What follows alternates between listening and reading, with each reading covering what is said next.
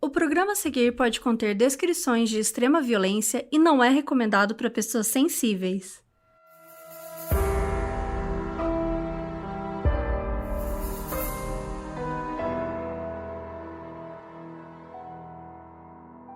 A Revolução Industrial e suas consequências foram um desastre para a raça humana. Aumentou enormemente a expectativa de vida daqueles que vivem em países avançados, mas desestabilizou a sociedade, tornou a vida um inferno, submeteu seres humanos a indignidades, provocou sofrimento psicológico e infligiu um dano severo ao mundo natural. O contínuo desenvolvimento da tecnologia piorará a situação.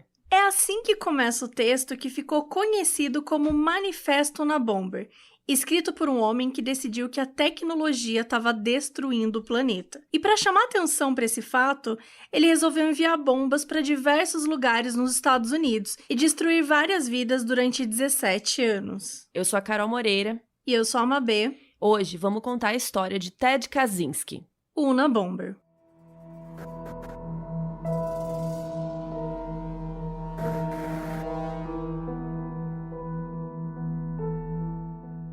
Wanda, Teresa e Theodore Richard Kaczynski tiveram um filho em 22 de maio de 1942, na cidade de Chicago.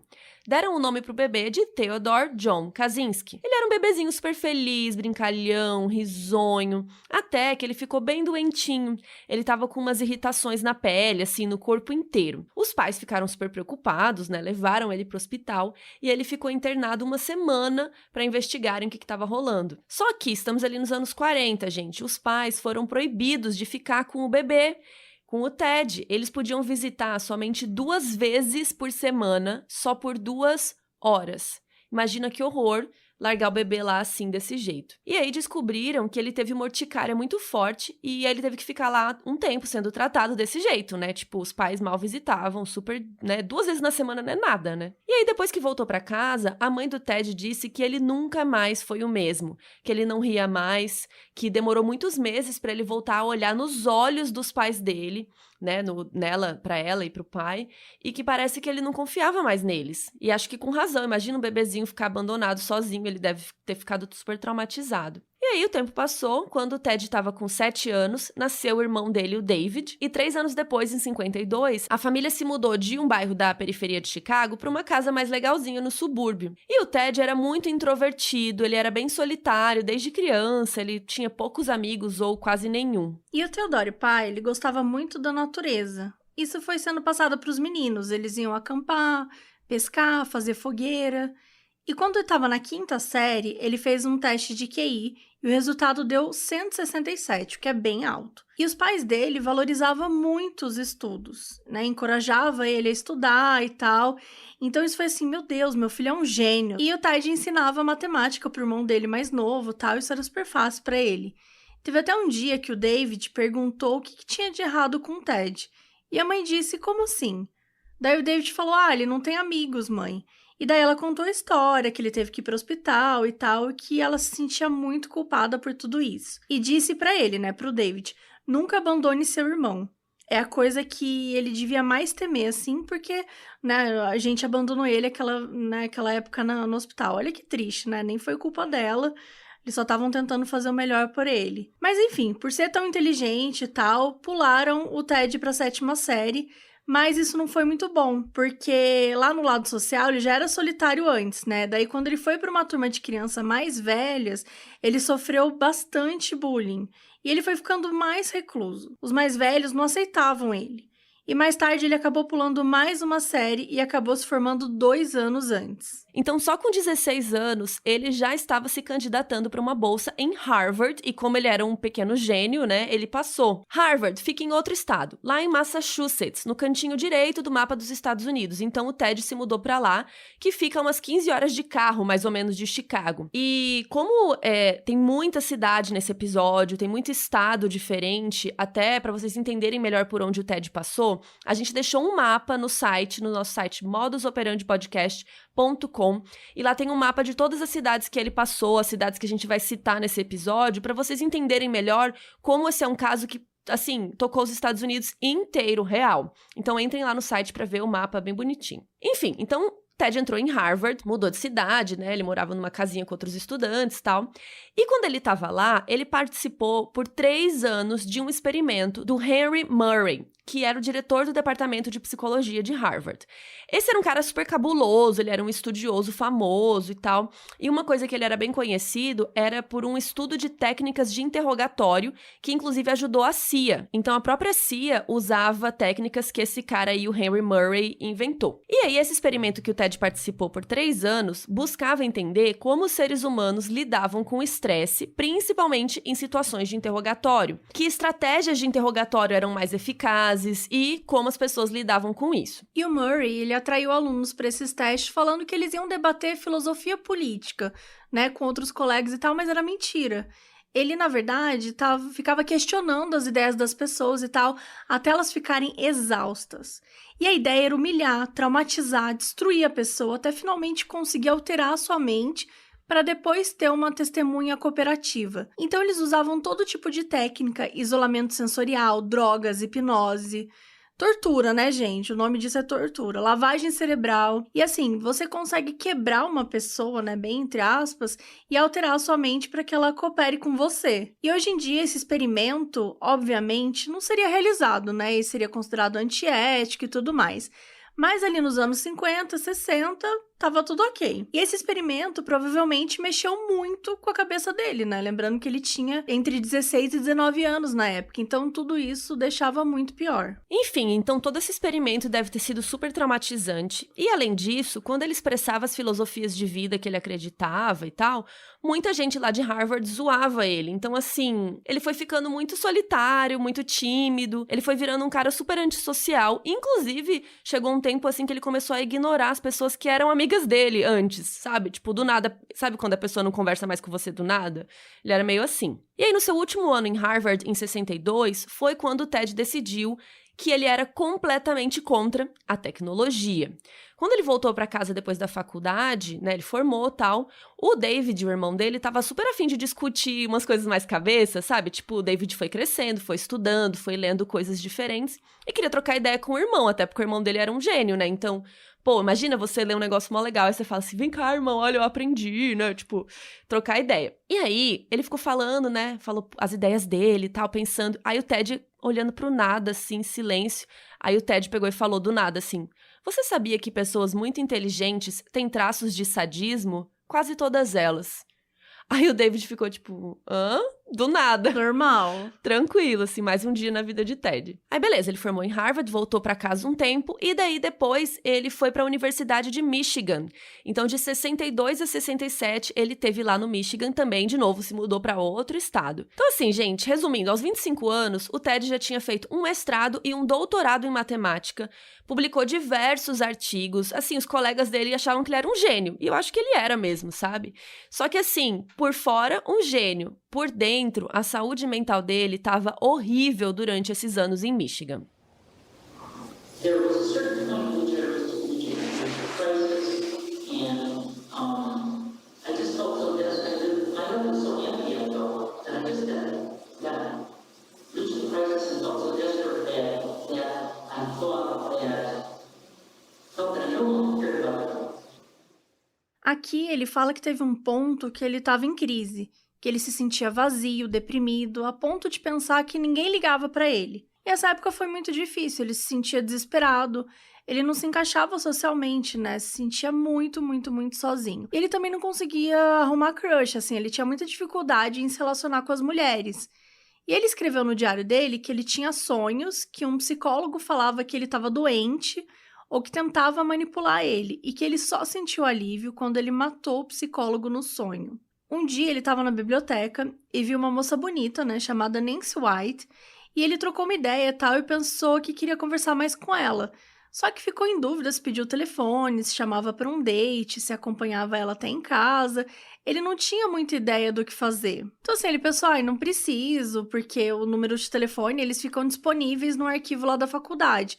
Então ele pegou e tal, não pediu, foi embora, né, vida que segue. E aí um dia ele resolveu ligar pra ela, ele sentou na frente do telefone e ele ficou olhando pra ele, assim, por mais de 1 hora. E ele ficou ali, gente, ele suava, sabe? Ele queria muito pegar o telefone e chamar ela pra sair, mas ele não conseguia. E a cabeça dele ficou a mil, tipo, e se ela não quiser? E se ela tiver namorado?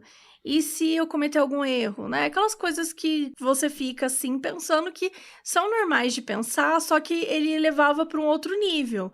Porque tudo na cabeça dele era tão assim pesado, era tão complexo, que ele não conseguia partir pra ação. Ele ficava perdido nos pensamentos dele. E aí teve uma hora que ele acabou só ficando puto e desistiu. Ele ficou pensando, pra que eu vou ligar pra essa mina idiota? Vou ficar passando por isso aqui, suando, sofrendo, não preciso de porra de mulher nenhuma. Então, assim, ele ficou meio agressivo, né, do nada, tipo, porque ele não conseguiu agir, veio um lado agressivo nele. E depois desse dia, o Ted se fechou muito, e ele perdeu todas as esperanças de arrumar uma mulher, uma amiga mais íntima, um crush, tipo... Ele escreveu esse dia no diário dele que ele fechou seu coração pras mulheres. E aí, vida que segue, no seu último ano dessa faculdade no Michigan, em 66, por 2 semanas, ele teve fantasias de ser uma mulher. No diário, ele escreve até que decidiu passar por uma transição de gênero. Ele marcou um psiquiatra lá da universidade para conversar sobre isso. Mas quando ele chegou lá na consulta, ele desistiu de contar pro psiquiatra o que ele estava sentindo. E hoje em dia, quando se analisa isso, né, se acredita que, na verdade, o Ted não tinha nenhum tipo de disforia de gênero, ele não era uma pessoa trans, né? Na verdade, ele tinha dificuldades com as mulheres. Ele nunca teve um relacionamento com uma mulher, né? As mulheres rejeitavam ele, ou ele mesmo, né? Como a gente viu, já rejeitava antes. Então, vários psicólogos acreditam que na cabeça dele, por algum motivo, esse era o único jeito dele ter acesso a uma mulher, né? Se ele se tornasse uma. Só que aí, né, foram 2 semanas que ele ficou com isso na cabeça, tal. Ele ficou com muita raiva do psiquiatra que atendeu ele se sentiu super humilhado, ficou com vergonha. E foi nesse momento que ele começou a fantasiar com assassinatos. Ele pensou, por que eu não vou matar o psiquiatra e todos que eu odeio? Ele também escreveu: como uma fênix, eu saio das cinzas do meu desespero com uma nova esperança gloriosa. Dramático, né? Enfim. E ele começou a pensar bastante nisso e tal, e pensou que realmente poderia matar alguém. Ele descreve no diário que a própria desesperança libertou ele, porque a partir daquele momento ele não se importava mais com a morte, com as consequências. Ele sentiu do nada que ele podia fazer coisas criminosas ou irresponsáveis. E ele pensou que podia matar alguém que ele odiava e depois se matar antes que a polícia o capturasse. Ele ainda conta que sempre achou melhor morrer do que ficar preso por muito tempo. Mas como agora tinha uma nova esperança, ele não estava pronto para desistir de viver tão facilmente. Então ele pensou em matar, mas em se esforçar para não ser pego, para ele poder matar novamente.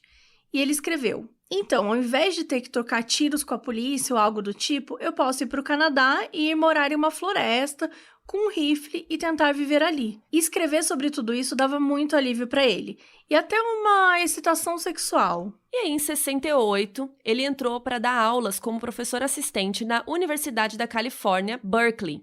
Então, assim, de novo, ele mudou de cidade, mudou de estado. Agora ele foi lá pro lado esquerdo do mapa e ele entrou no departamento de matemática, até que em 69 ele pediu demissão do nada. Pra ele, a matemática era tipo um jogo, sabe? E ele falou assim, putz, eu não quero ficar jogando joguinhos a vida inteira. O chefe dele até tentou manter ele no cargo porque o Ted era muito bom. Mas o que o Ted realmente queria era juntar dinheiro para poder se mudar para as montanhas. Ele focou nessa ideia, fugir do sistema e ficar ainda mais isolado. Então ele e o irmão David foram para o Canadá procurar algum terreno na natureza para o Ted viver. Eles passaram 2 meses juntos nessa viagem, foi super legal. Mas não deu em nada, não acharam nenhum lugar que o Ted quisesse e o Ted acabou indo morar com os pais de novo. E aí o Ted passou um ano praticamente trancado no seu quarto sozinho. E nesse tempo ele escreveu algumas cartas para algumas figuras públicas reclamando do estilo de vida americano e como isso estava afetando o meio ambiente. Vou ler um trecho do seu diário nessa época aí, que era abril de 1971. Abre aspas. Minha motivação para fazer o que eu vou fazer é simplesmente vingança pessoal. Eu não espero conseguir nada com isso. Eu certamente não alego ser altruísta ou agir pelo bem da humanidade, seja lá o que isso for. Eu ajo meramente por um desejo de vingança. Claro, eu gostaria de me vingar de todo o sistema científico e burocrático, sem mencionar comunistas e outros que ameaçam a liberdade, mas como isso é impossível, eu tenho que me contentar com um pouco de vingança. Fecha aspas.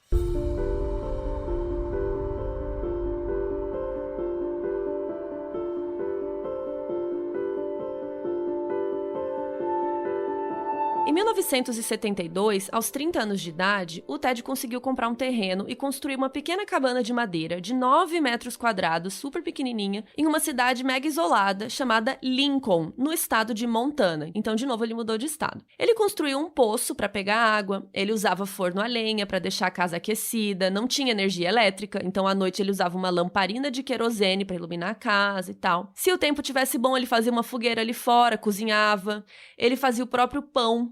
Tipo as pessoas da quarentena, sabe? Ele já tava numa quarentena, gente. Ele fazia até as próprias velas dele. Basicamente, uma pessoa de quarentena.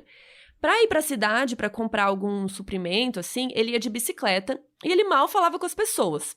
Ele vivia somente com 30 centavos de dólar daquela época por dia. Ou seja, ele gastava em torno de $100 por ano. Ele era uma pessoa bem... que economizava.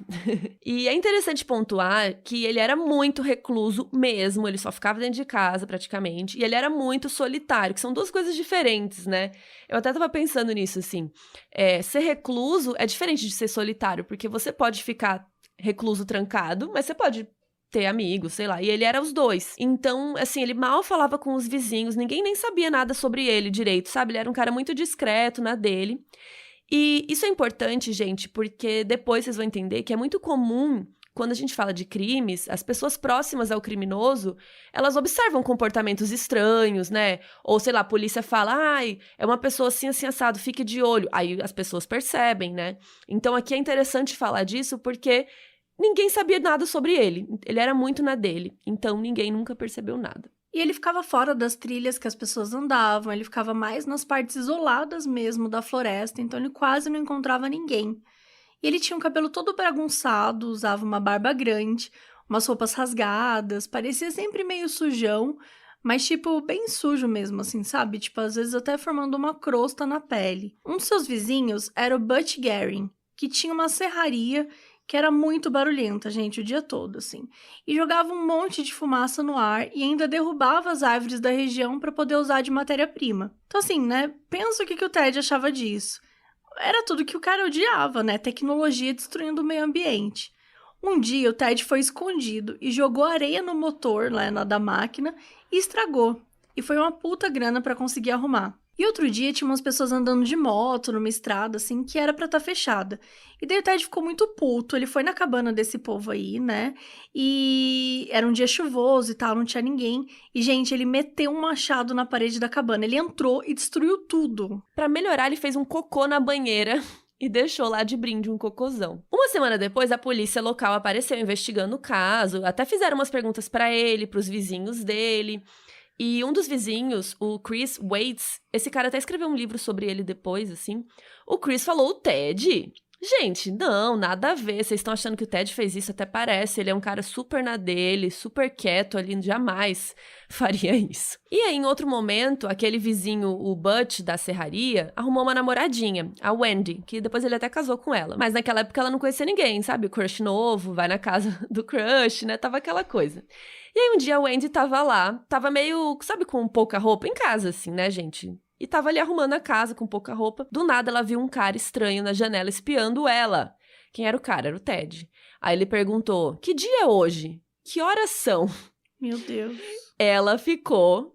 Você ficaria com medo, meu Apavor, não. Se a pessoa aparece na minha janela... E você tá sem roupa, eu já praticamente. pego uma faca. Ela ficou desesperada, mas ele só perguntou assim, que dia é hoje? Então, assim, pra vocês terem Pior, noção, né? Ele nem calendário devia ter, tava perdido no tempo. Ela ficou apavorada, né? E depois o outro vizinho, né, o Chris, que eu falei que escreveu um livro, contou que o Ted ficava espiando ele com a esposa, que dava pra ver que ele tava sentado meio escondido, assim, no mato, olhando. Então, quando eles iam, sei lá, tomar banho de banheira, uma pegaçãozinha, o Ted ficava lá olhando. Creepy. E aí, em 78, o Ted voltou pra Chicago por um tempo, assim, e voltou a morar com os pais. Nessa época, ele tinha 36 anos. Isso porque ele estava precisando de dinheiro. Então, de vez em quando, ele saía lá da cabana, né, de Montana, ia para algum lugar, trabalhar, ganhar uma grana e depois, né, escondia de novo. E o David, o irmão dele, que estava com uns 29, e o pai dele trabalhava em uma fábrica e eles conseguiram um emprego para o Ted lá também. Isso durou mais ou menos um ano. E nessa época aconteceu algo maravilhoso na vida do Ted, porque ele conheceu uma funcionária da fábrica que ele achou legal, conseguiu chamá-la pra sair e saiu com ela assim umas 3 ou 4 vezes em dates. E aí um dia ele chegou, né, e contou pro David, meu cara, ela me beijou. Só que assim, a moça não tava muito interessada, sabe? Ela falou pra ele que não tava afim, que queria ser só amiga, e ele ficou bem mal. Só que ele não sofreu calado, gente. Ele escreveu um monte de textos maldosos sobre ela, que eram tipo uns poemas, umas rimas, assim, e colou na fábrica inteira. Gente, imagina o pavor, você chegar na fábrica, tem um monte de poema maldoso, umas rimas escrotas sobre você, assim. Que Só horror. porque a pessoa não quis beijar você mais, gente. Nossa, babaquice. E aí o irmão dele, o David, ficou puto e confrontou o Ted. Falou assim, olha, eu vou te demitir se você não parar com isso, sabe? Ele até ainda foi legal, ele falou assim, vou te dar uma chance, sabe? Porque o David era um pouco acima dele, assim, né, ali nos cargos. Só que no dia seguinte, o Ted foi lá e colou mais uma rima. Então o David demitiu ele. Quando ele estava saindo da fábrica, o Ted resolveu ficar esperando no carro da moça e ele pensou em mutilar ela.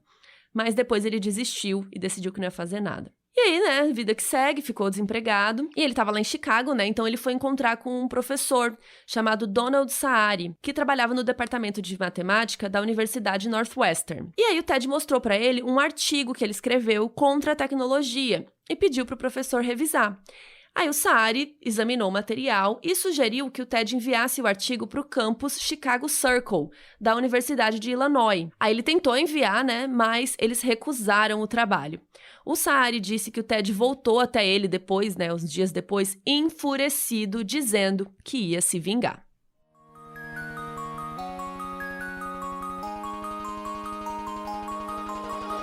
E é muito louco o momento que você percebe que viveu ou que você tá num relacionamento abusivo, né? E às vezes não é só relacionamento amoroso, né? Tipo, tem amigo abusivo, tem chefe, tem colega, às vezes até Sim. os pais, né?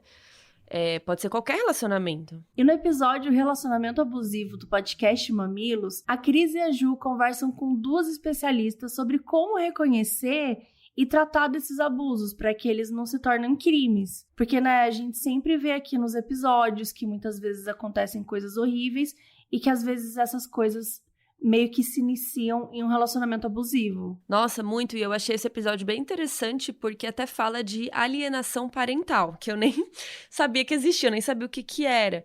Que é quando um dos Sério? pais... Eu não sabia. Eu nunca tinha ouvido isso. Que é quando um dos pais, tipo, ou o pai ou a mãe fica falando pro filho coisas do outro. Então, tipo, uma mãe que fica falando pro filho que o pai morreu e o pai tá vivo. Ou um pai que fica falando, nossa, sua mãe é uma horrorosa, sua mãe fez isso, sua mãe... nananã. E aí, isso, né, a criança, coitada. Não, isso é uma coisa que é muito forte, assim, sabe? Eu lembro de já ter lido várias vezes casos mesmo que ficavam colocando o pai contra o outro. Uhum. Então, sabe, tipo, acaba dando um monte de treta. E isso também é uma forma de abuso, né? A criança vai crescendo cheia de questões e tudo mais. E nesse episódio do Mamilos, elas vão discutindo isso e muito mais coisa, gente. É realmente interessante. Então a gente convida vocês, operanders, para ouvir o podcast, para ouvir esse episódio e saber mais como identificar e até se desvencilhar, né, dessas armadilhas que fazem muito mal pra gente. E como a Mabê falou, podem até virar uma história de crime real, né? Horrível. E o podcast está disponível grátis no Globoplay e nas principais plataformas de áudio. E, como sempre, a gente vai deixar o link na descrição do episódio.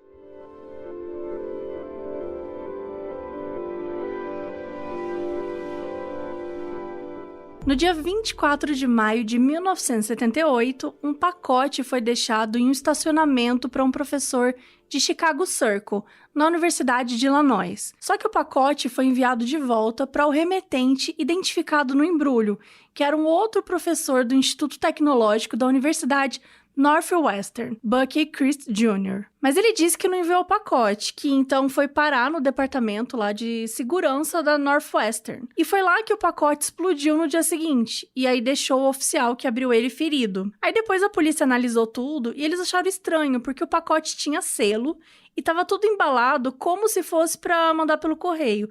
mas ele estava jogado no estacionamento. Então eles reconstruíram um pacote e descobriram que, na real, não passava pela portinha da caixa do correio. Então, apesar, né, dele ter sido feito para ser mandado pelo correio, ele não pensou nisso.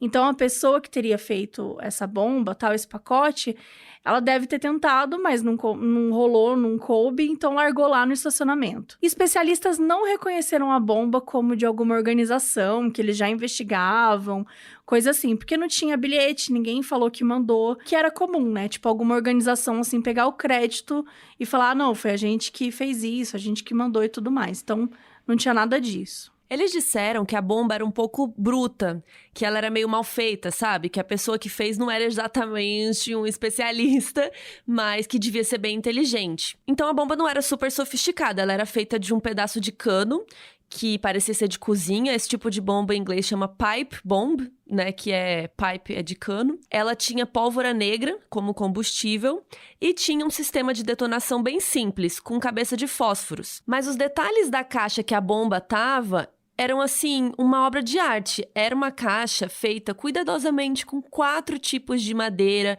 perfeitamente lixadas e tingidas, como se fosse, sim, o trabalho de um artesão. Em 9 de maio de 79, no ano seguinte, o Ted deixou outra bomba no Instituto de Tecnologia da Universidade Northwestern. Dessa vez, ele deixou parecendo com uma caixa de charutos. Não era grande e estava em cima de uma mesa. E quem abriu foi o estudante John Harris, que se machucou com a explosão. E, novamente, a bomba era um pouco amadora. Tinha umas baterias, fios e a mistura explosiva era um pó sem fumaça, tipo do que tem em projétil de bala de arma, assim. E também umas cabeças de fósforos, como se tivesse cortado um monte de cabecinha de fósforo até encher um tubo, assim. E, enquanto isso, o Ted mantinha um diário em que ele anotava muitas coisas do seu dia a dia, né? O mesmo diário que ele mantinha desde jovem.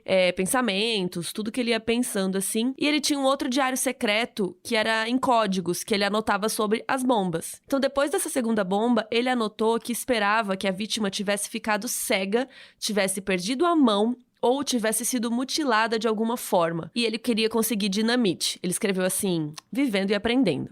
No dia 15 de novembro de 79, uma terceira bomba foi enviada pelo correio e foi parar na parte da carga de um avião Boeing 727. Era um voo da American Airlines com 80 pessoas e que estava indo de Chicago para Washington. E essa bomba tinha um altímetro como gatilho. Ou seja, a bomba ela ia ser ativada quando chegasse a uma altitude específica, que ia causar a explosão. Só que quando ele estava no ar, a bomba teve algum defeito, alguma coisa assim, ela não explodiu. Só que mesmo assim saiu bastante fumaça e tal, e foi enchendo a aeronave. O piloto teve que fazer um pouso de emergência, mas ninguém ficou ferido. E aqui a gente já pode ver um pouco de uma sofisticação, né? Por conta desse item a mais que ele colocou aí, que era o altímetro. Então, ele estava aprendendo e se aperfeiçoando. A gente fala muito isso aqui sobre serial killer, né? Como eles começam a fazer as coisas, eles vão se aperfeiçoando e tal. E no lance do Unabomber, o que a gente percebe também, é claro que é bem diferente, né? Do modus operandi e tudo mais, mas ele também tá ali estudando e se aperfeiçoando cada vez mais. Então, isso é um pouco de similaridade, assim, que a gente percebe. E aí, o potencial de dano, dessa vez, ele era super alto, gente, porque a bomba tava no avião, né? Então, assim, poderia ter matado 80 pessoas. Muita gente podia ter se ferido e tal, foi bem grave. E como bombardear um avião é um crime federal, dessa vez o FBI foi acionado. E eles disseram depois que a bomba tinha sim a capacidade de destruir a aeronave. E o Ted escreveu no diário dele na época: o plano era explodir o avião no ar. Infelizmente não foi destruído. Bomba muito fraca. Em 79, foi criada uma força-tarefa guiada pelo FBI para tentar solucionar o caso, porque já estava bem claro que eles tinham um bombardeador em série. O codinome da investigação foi Unabomb. Unabomb sem não é bomb, tá? É Unabomb, que representava bombardeador de universidades e companhias aéreas, né? Tipo, University, então o N de universidade, o A, né, o A de airlines, e o bomb de bomba, né? Então, Unabomb. Por isso que no dia a dia, depois começaram a chamar o criminoso de Unabomber, né? Porque quem fez o Unabomb é o Unabomber. Tipo, operander. Ai, ai. Enfim, essa força-tarefa chegou a ter mais de 150 pessoas envolvidas o tempo inteiro, full time, só cuidando desse caso. Entre detetives, investigadores, analistas e, enfim, todo tipo de gente trabalhando ali. No total dos anos todos, assim, que essa investigação durou, mais de 500 pessoas trabalharam no caso. Então foram 3 agências federais trabalhando juntas. O FBI, a Bureau de Álcool, Tabaco e Armas de Fogo, que hoje também engloba explosivos, e o Serviço de Inspeção Postal dos Estados Unidos. As bombas eram irrastreáveis. O cara realmente era um gênio, ele sabia o que estava fazendo. Os lugares que recebiam as bombas eram um tanto quanto aleatório, assim, nada fazia sentido para FBI. As bombas tinham muita coisa de madeira, então eles ficavam, será que o cara é artesão? Será que essa parte de madeira significa alguma coisa? E as 2 primeiras bombas, elas foram em Chicago. Então significa que ele é de lá? O que ele tem em Chicago, né? Por que ele tá atacando aquele lugar? Mas uma coisa era interessante. Em 78 e 79, os Estados Unidos estavam no meio de uma crise de reféns com o Irã. E eles suspeitaram que as bombas deveriam ter alguma relação com isso. E até tiveram grupos que declararam autoria da bomba, do avião e tal, mas não era verdade. A partir de 1980, o Ted e o David, o irmão dele, passaram a receber uma mesada dos pais. Mas era anual, né? Tipo, uma anusada? E sim, vocês entenderam. Todo ano eles ganhavam uma grana boa e tal. Os pais deles tinham bastante dinheiro de investimentos, eles eram bem de vida e eles não gastavam muito, assim. Eles eram pessoas simples, então sobrava uma grana pra dar pros filhos. Isso dava pro Ted a liberdade de não precisar trabalhar e continuar comprando equipamentos e ferramentas pras bombas dele. O Ted frequentava uma biblioteca super simples lá em Lincoln e aí ele fuçava uns livros, ele pesquisava ali, sabe? Tipo, no livro mesmo, assim, uns livros aleatórios. E ali ele retirava os nomes e endereços das vítimas. Então era uma coisa meio...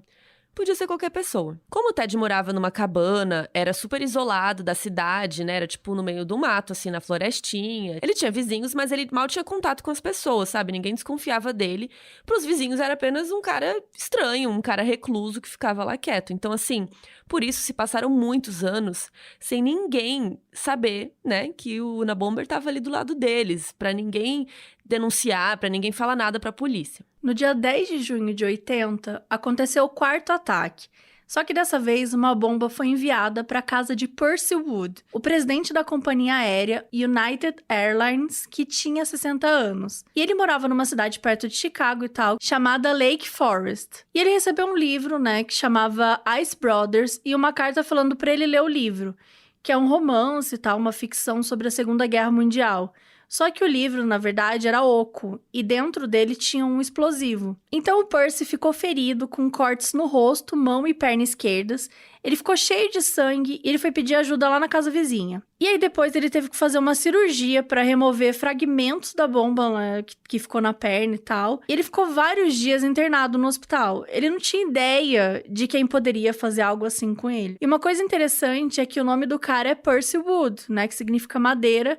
E ele morava numa rua chamada Forest Hill, ou seja, floresta. E o Ted, a gente sabe que ele sempre usava madeira nas bombas, ele sempre falava disso, né, de como a tecnologia destruía a natureza e tal, então pode ter alguma relação com isso. E a bomba tinha um pedacinho de metal com as letras FC cravadas, assim, é como se fizesse vários pontinhos com algo pra ir marcando, assim, e os pontinhos vão formando essas letras. E aí o Ted escreveu no diário: "Me sinto melhor, ainda tô com muita raiva, agora posso revidar."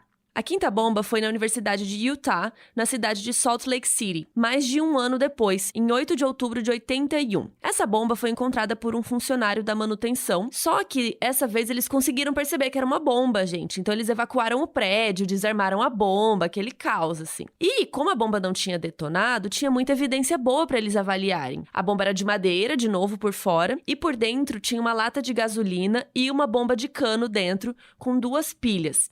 Provavelmente, ele queria que essa bomba explodisse e a gasolina que estava ali dentro criasse um incêndio. E essa bomba também tinha a letrinha FC, né? Então, sempre ele começou a colocar essas letras. A sexta vez foi no dia 5 de maio de 82, na Universidade Vanderbilt, que fica no estado de Tennessee, então, assim, é um outro estado completamente nada a ver, assim. E a Janet Smith era secretária da universidade e foi ela que abriu a bomba.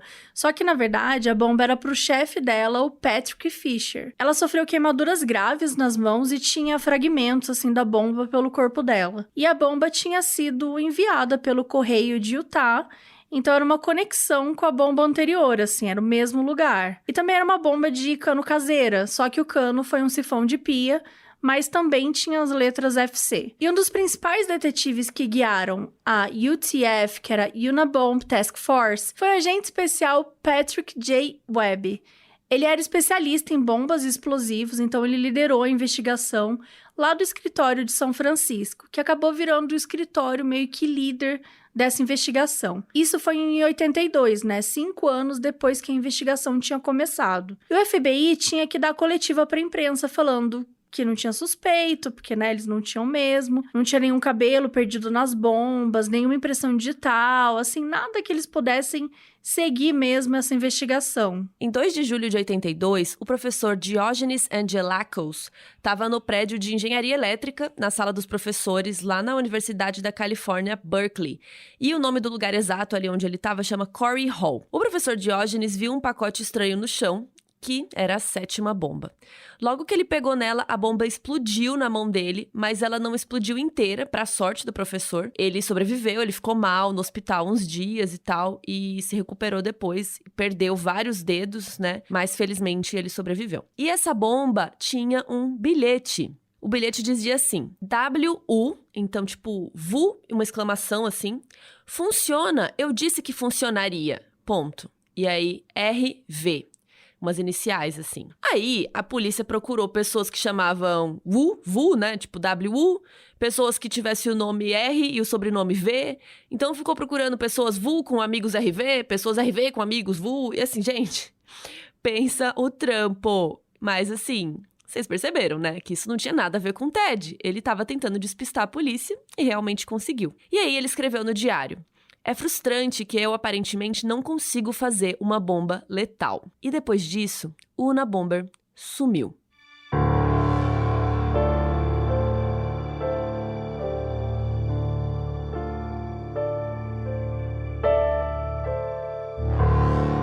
O FBI pensou óbvio, ele foi preso ou morreu. Só que, na verdade, o Ted estava se aperfeiçoando. Um vizinho dele, o Chris Waits, estava mexendo num cascalho, cavando umas 5 da tarde, assim. E quando ele tava voltando pra casa, ele ouviu uma explosão. E ele disse, assim, que ele achou estranho, porque não parecia algo de mineração, sabe? Ele achou estranho e tal, mas seguiu a vida. E, na real, o Ted estava testando uma mistura explosiva que era nova, que era nitrato de amônio e pó de alumínio.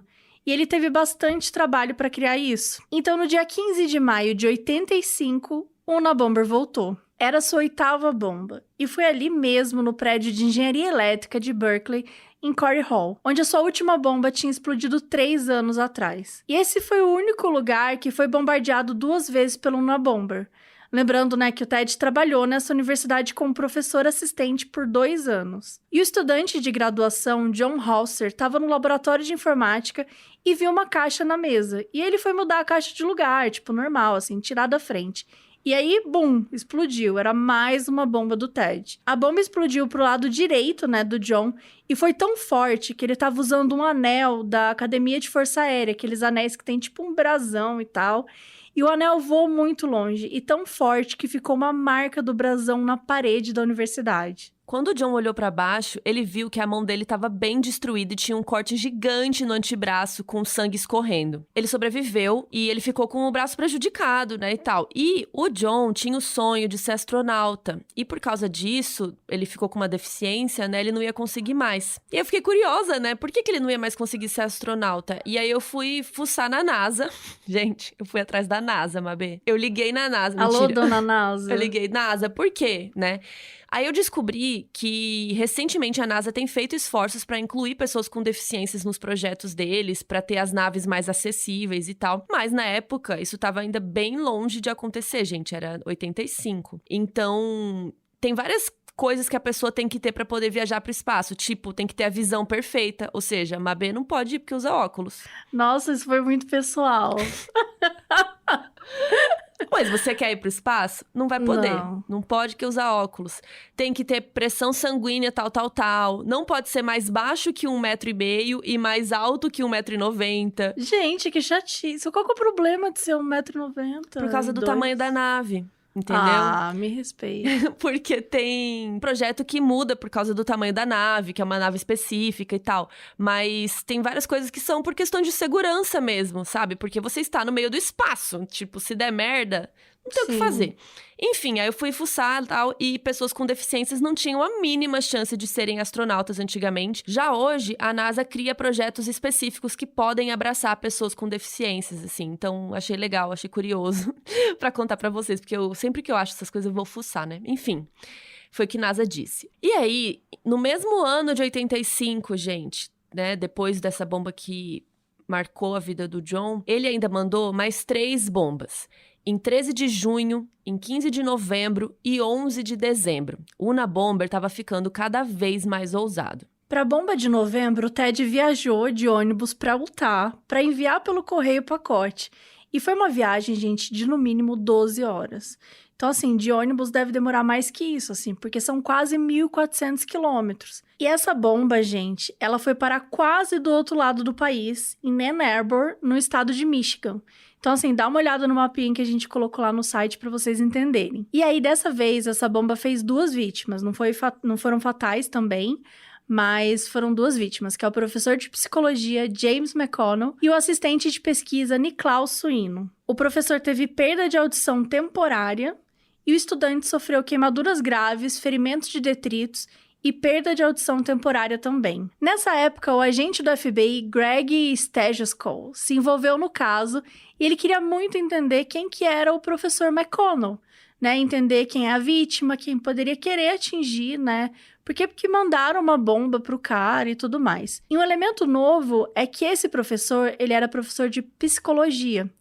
E até então, o Unabomber estava atingindo pessoas que eram mais envolvidas com tecnologia, computação e tal. Então, de repente, ele mudou o alvo para um professor de psicologia. Será que isso significava alguma coisa diferente? Né? Começaram a tentar entender mesmo. E uma dessas bombas, a de dezembro, causou o que o Ted tanto queria.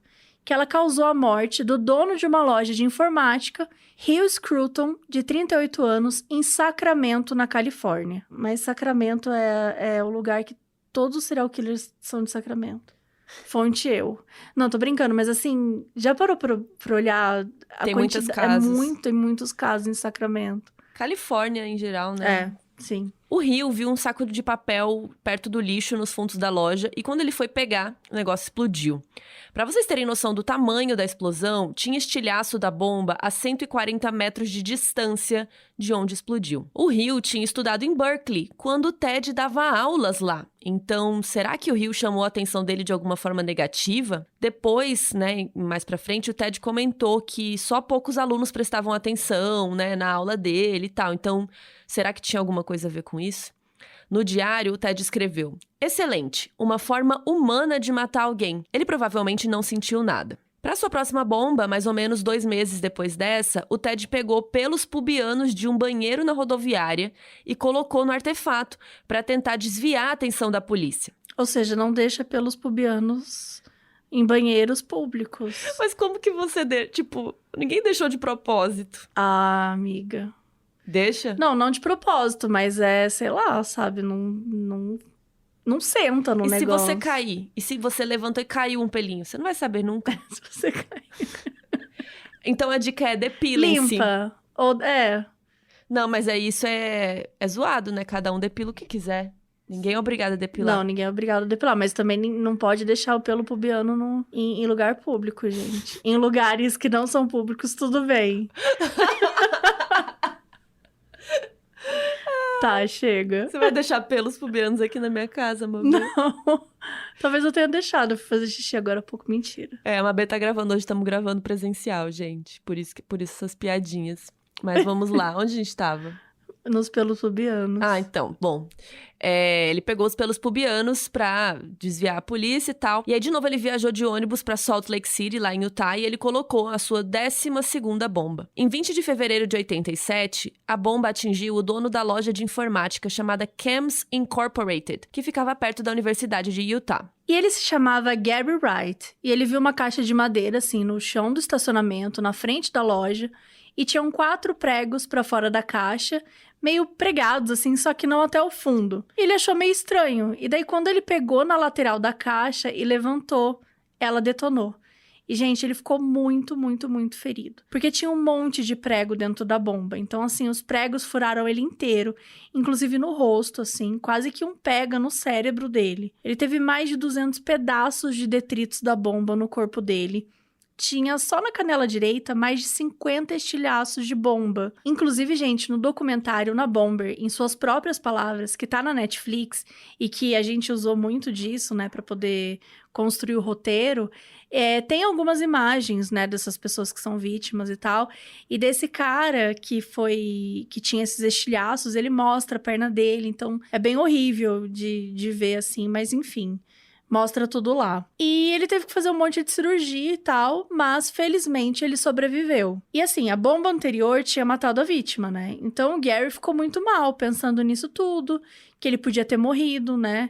Quem que poderia ter feito isso com ele? E foi nesse dia que o Ted foi avistado por uma funcionária da loja do Gary. Ela estava ocupada trabalhando e tal, só que ela lembrava que tinha visto um cara deixando a caixa no estacionamento. E ela deu depoimento, disse que tinha visto um cara de bigode, de uns 30 anos, com um casaco com capuz cinza. E que ele tinha puxado um objeto de madeira de uma sacola de lavanderia e que ele tinha colocado o objeto ao lado de um carro estacionado, exatamente onde a bomba depois havia explodido. E disso saiu um retrato falado que ficou bem famoso, em que, no retrato, né, ele veste um capuz, um óculos aviador e um bigode.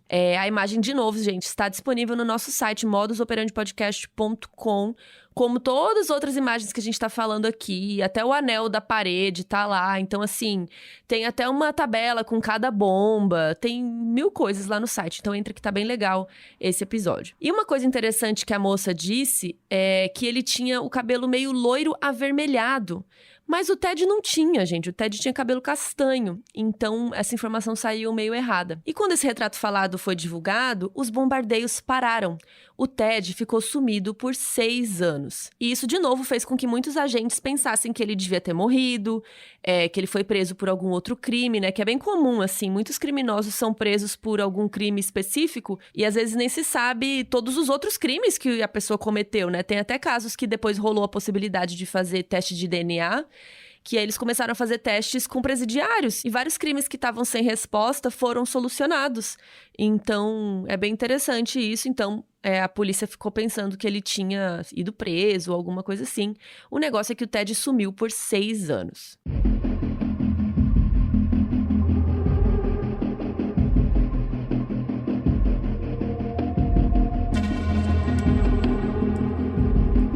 Gente, assim, anos e anos, né, nessa investigação, anos e anos de bomba, assim, nada.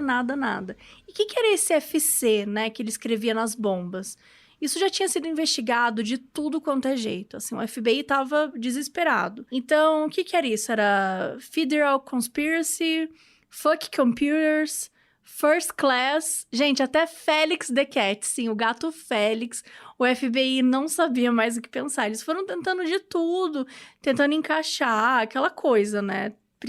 Queriam saber a resposta. Não, eles estavam desesperados. Eles sabiam que era uma pessoa muito inteligente. Era uma pessoa que tinha conhecimento de técnicas de construção, que tinha acesso a ferramentas elétricas.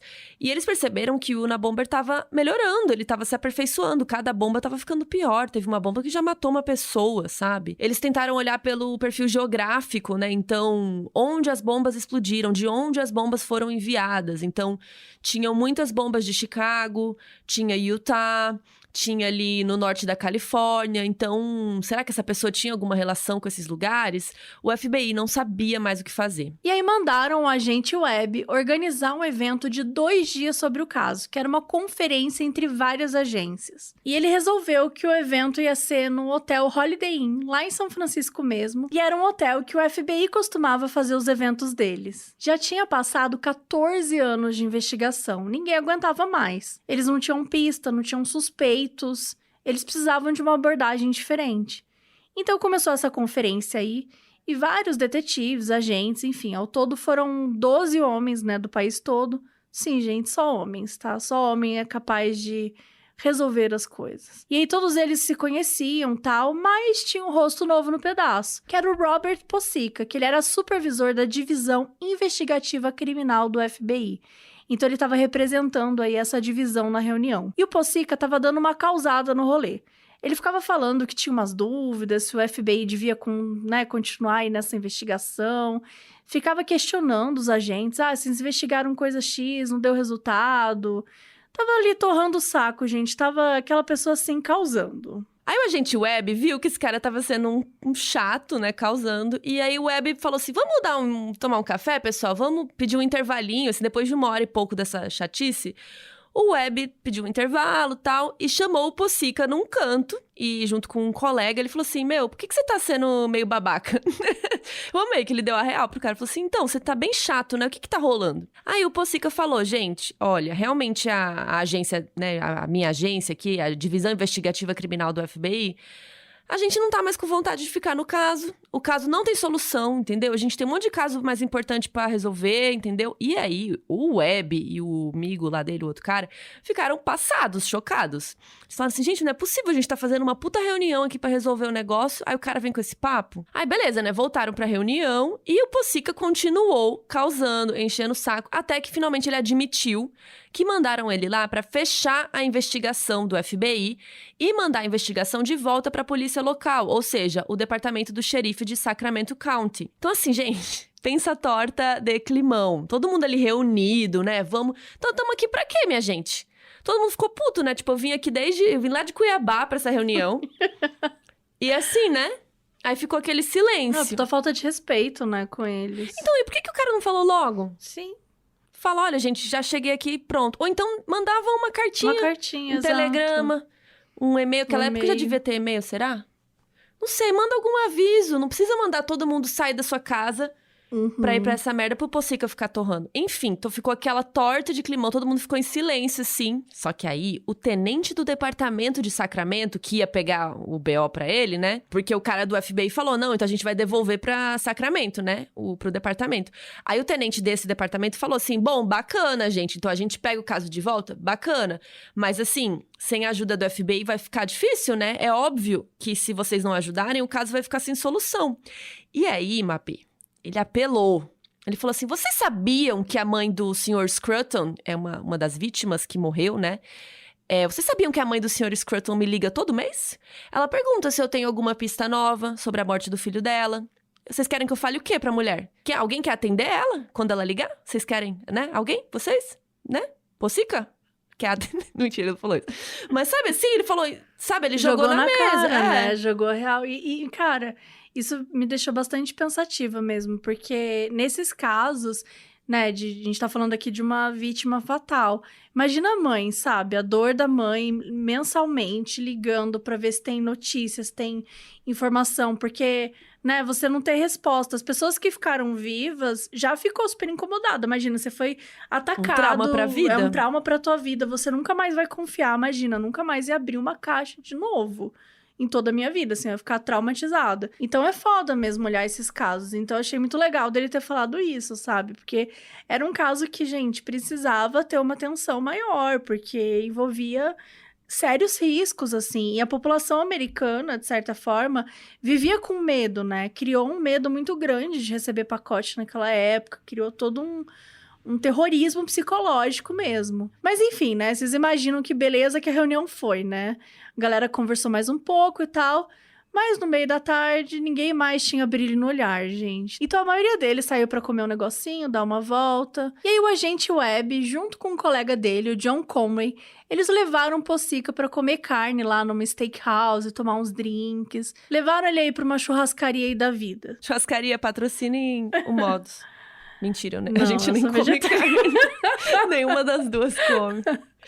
Ai. Bom, também convidaram... Pode ser hambúrguer... Veg, exato. A gente tá aceitando. Também convidaram o Chris Roney, que ele era chefe da unidade de explosivos e ele sabia tudo do caso na BOM. Ele era tipo a gente. Ele sabia tudo do caso. E ele tinha certeza que o caso tinha solução. Então eles chamaram esse cara, né, o Roney e tal, num canto e falaram o tanto que era importante manter o caso aberto. E que se acontecesse alguma coisa, assim, né, viesse mais bomba e tal, até reabrir tudo, gente, ia ser uma perda de tempo do inferno, assim, ia ser difícil. Falaram um monte, pediram pra ele falar com os superiores e tal, e ajudar a não fechar o caso. E o Ronway, ele era chefe de unidade, então ele tinha uma voz ali dentro, né? E ele concordou, vou conversar com o Pocica, com os chefes dele, pode deixar comigo. Ele disse assim. E aí, alguns dias Ele falou, depois... Pode deixar comigo. E aí, uns dias depois, chegou a decisão tão esperada que sim, gente, eles iam poder continuar a investigação por mais 1 ano. E era o que eles queriam, mas eles tinham somente 12 meses para resolver o caso. 6 meses depois dessa conferência, em 22 de junho de 93, o geneticista Dr. Charles Epstein foi vítima de uma bomba na Califórnia, na cidade de Tiburon, ao norte de São Francisco. E esse cara era conhecido por ter feito vários avanços no estudo sobre a síndrome de Down. A filha adolescente dele tinha encontrado o pacote fora de casa e ela botou na mesa da cozinha e depois saiu. Gente, então a menina também sofreu, né, correu risco. Era um envelope daqueles que tem tipo um plástico bolha dentro, sabe? Meio fofo assim.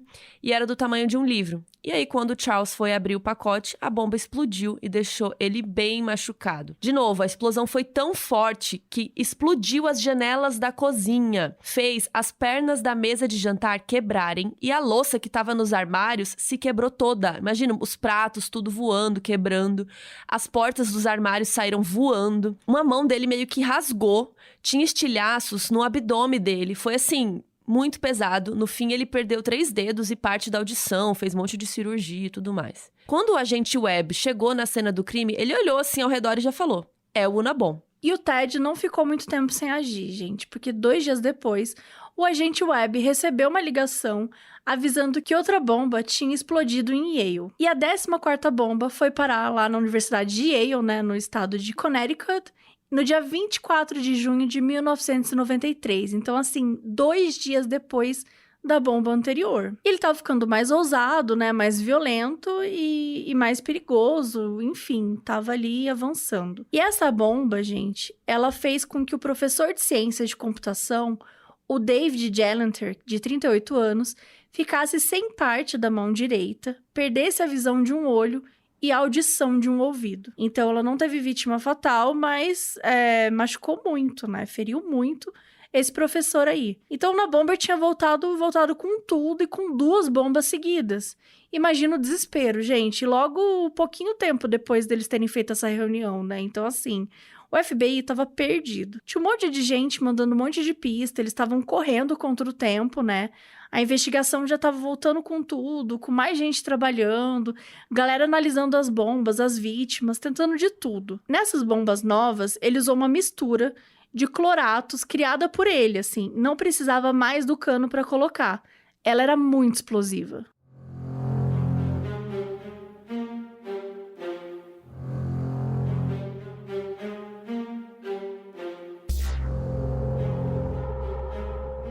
O jornal New York Times recebeu uma carta, que era bem curta, assim, supostamente de um grupo que reivindicava os bombardeios.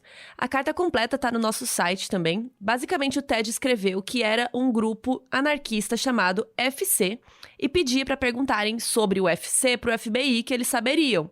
E era verdade, né? Porque praticamente todas as bombas tinham aquelas 2 letras cravadas em alguma parte, e isso não estava divulgado pro público. Então, realmente, parecia que era o Unabomber que estava mandando aquela carta. Ele também falava que no selo daria pra ver que ele enviou essa carta antes do último atentado, então também indicando que ele sabia o que ia acontecer.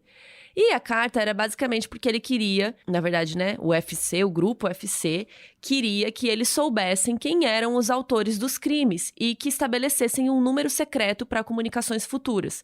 Tipo, combinar um número e ele ia colocar esse número em todas as cartas para saberem que era ele que estava mandando. O FBI tentou ver se a fonte da máquina de escrever dava para ser identificada. Se o papel usado era específico, alguma coisa assim, se o selo era especial, se tinha DNA.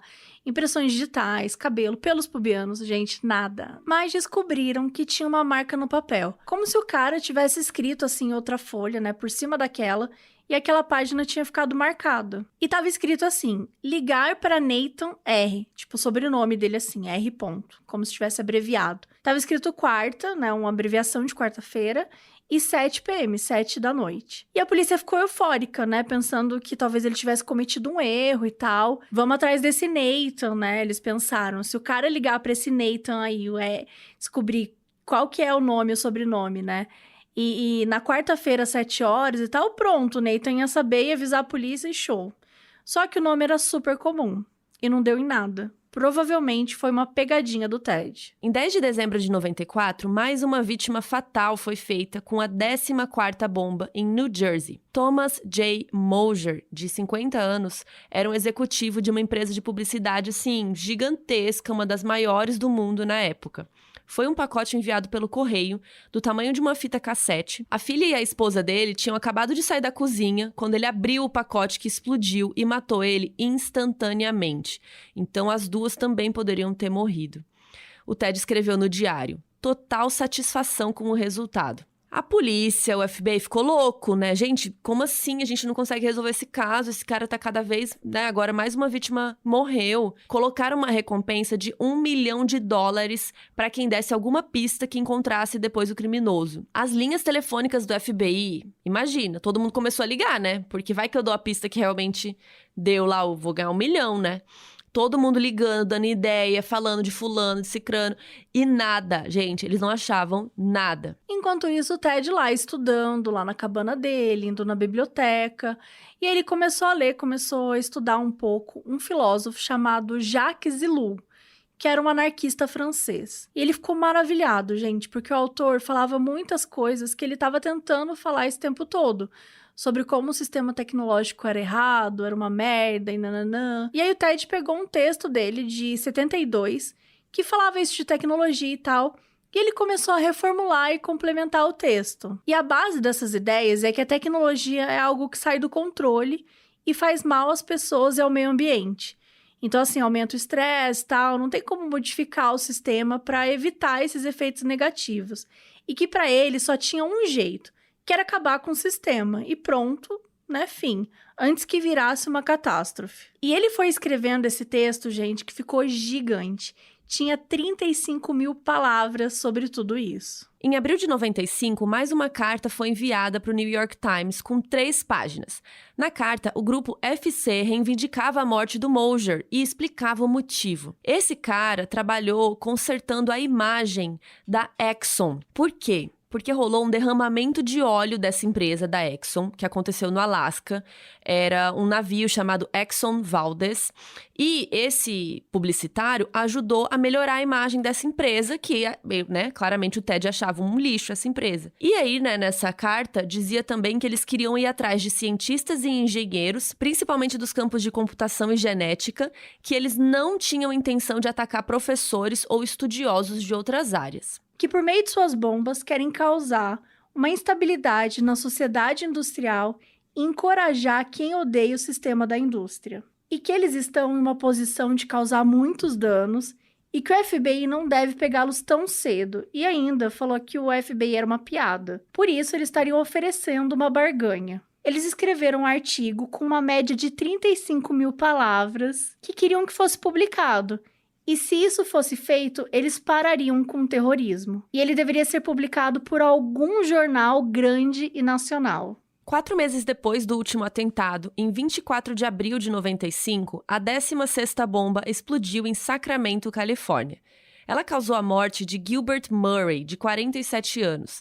Ele era presidente da Associação Florestal da Califórnia e lobista das indústrias madeireiras. Chegou um pacote do tamanho de uma caixa de sapatos na empresa e, ao abrir, ela explodiu. Já era a 3ª morte causada pelo Unabomber.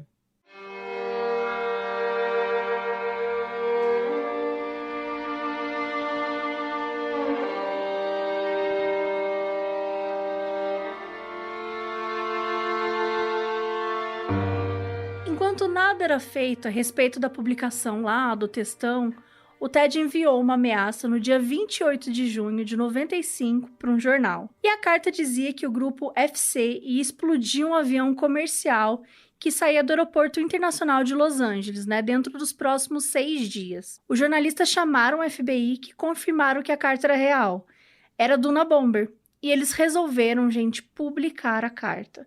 Isso acabou virando um caos, assim, porque eles não podiam fechar os correios nem o aeroporto por muito tempo. Eram serviços que não pode parar, Serviços essenciais no país. Então, os pacotes dos correios não iam ser enviados por avião nesses dias, E as pessoas ficaram morrendo de medo, ficaram em pânico. O FBI surtado, pensando em como lidar com essa situação. Aumentaram a segurança dos aeroportos, foi uma confusão e nada aconteceu. Ted enviou 5 cópias do seu texto para diversos jornais. Ele usou papel carbono em uma máquina de escrever antiga, que curiosamente o nome da máquina é Corona. Que época, não? O procurador-geral Janet Reno e o diretor do FBI Louis Freeh conversaram com a equipe deles e decidiram que não iam publicar.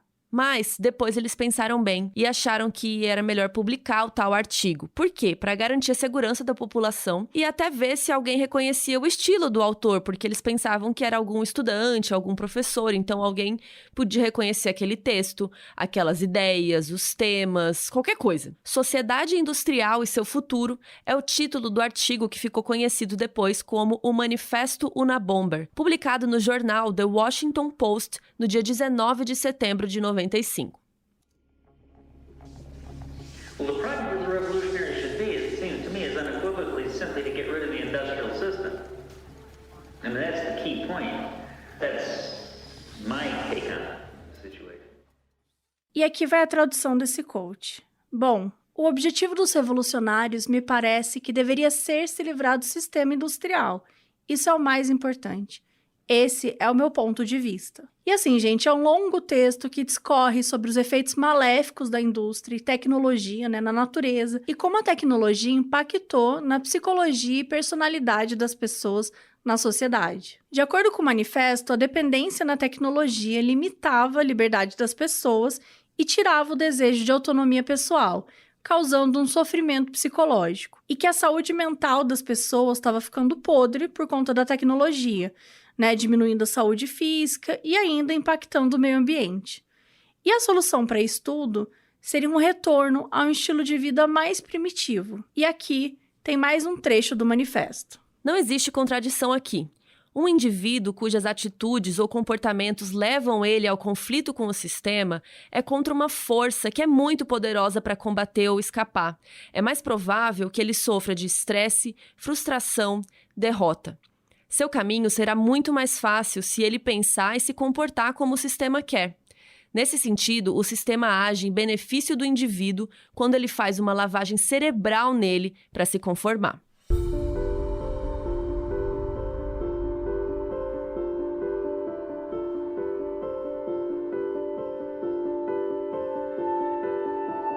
Esse texto não é só importante pelo que ele representa com relação ao Unabomber, em si, mas ele também virou um texto importante para o momento que a gente vive. Afinal, muitas das coisas que ele diz lá, a gente pode ver algum sentido.